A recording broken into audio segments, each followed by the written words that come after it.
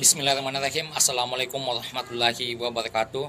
Salam satu buat kita semua. Salam, Om Swastiastu, Namo Buddhaya, dan salam kebajikan.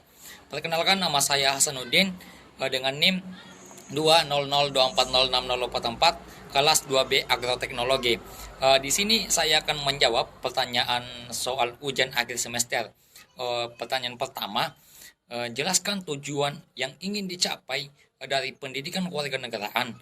Dan jelaskan pula pendapat Anda siapakah yang disebut sebagai warga negara Republik Indonesia berdasarkan ketentuan pasal 26 ayat 1 Undang-Undang Dasar 1945. Menurut saya, pendidikan kewarganegaraan penting diberikan kepada mahasiswa dikarenakan dengan mempelajari pendidikan kewarganegaraan, mahasiswa dapat atau mempunyai pribadi yang paham tentang hak dan kewajiban sebagai warga negara Indonesia, berpikir kritis, bertoleransi tinggi, menjadi sosok yang mengenal dan berpartisipasi dalam kehidupan politik lokal atau nasional dan internasional.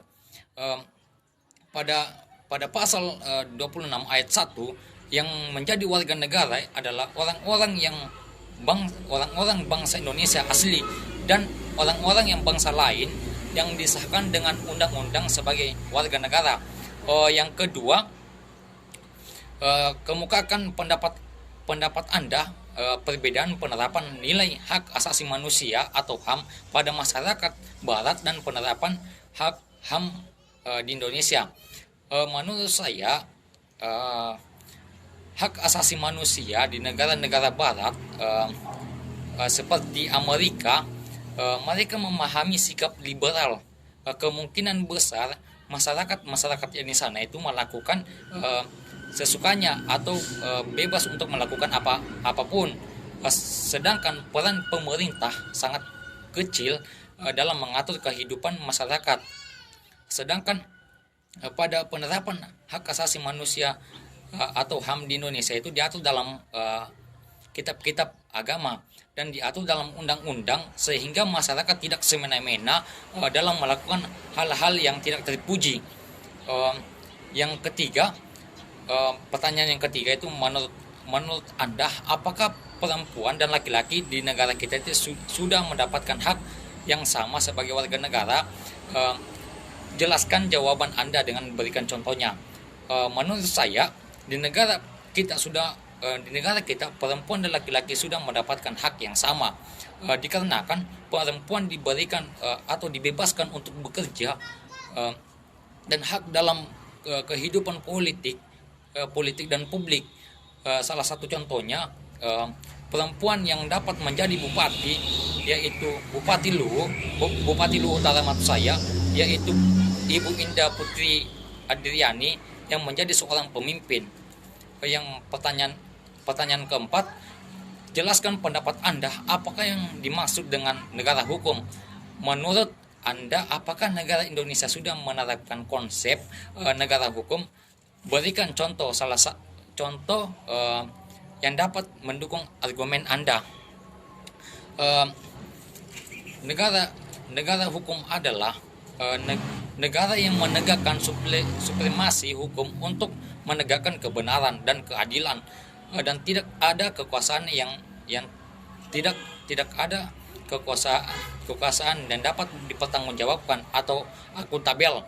Indonesia sudah menerapkan hukum.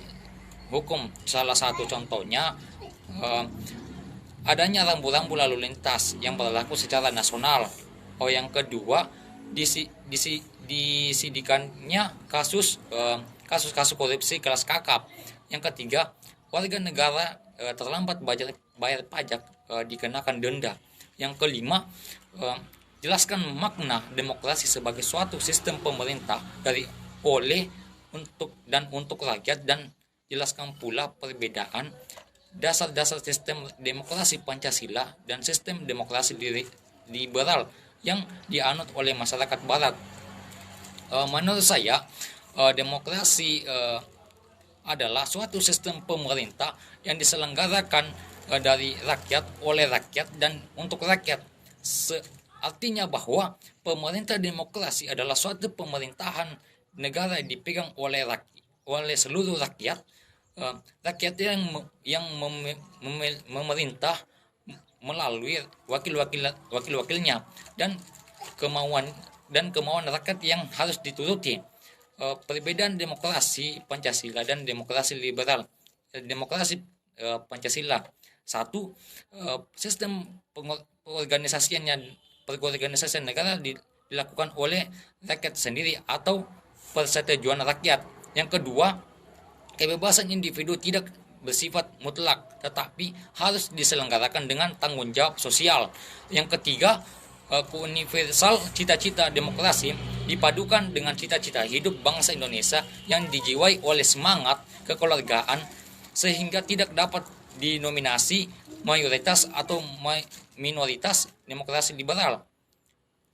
Contoh demokrasi liberal, kontrol terhadap negara, alokasi sumber daya alam dan manusia dapat terkontrol. Kekuasaan eksekutif dibatasi secara konstitusional. Yang ketiga, kekuasaan eksekutif dibatasi oleh peraturan perundang-undangan. Yang keempat, mayoritas atau agama etis boleh berjuang untuk memperjuangkan dirinya.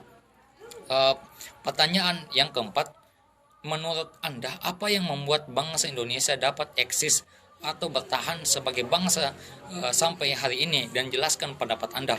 Menurut saya, apa yang membuat bangsa Indonesia dapat eksis dan bertahan sampai sekarang, yaitu Indonesia mempunyai banyak keindahan alam sehingga masyarakat atau bangsa lain datang ke Indonesia. Dan Indonesia juga mempunyai banyak semboyan-semboyan sehingga masyarakat dapat tentram dan damai. Sekian dari saya. Wassalamualaikum warahmatullahi wabarakatuh.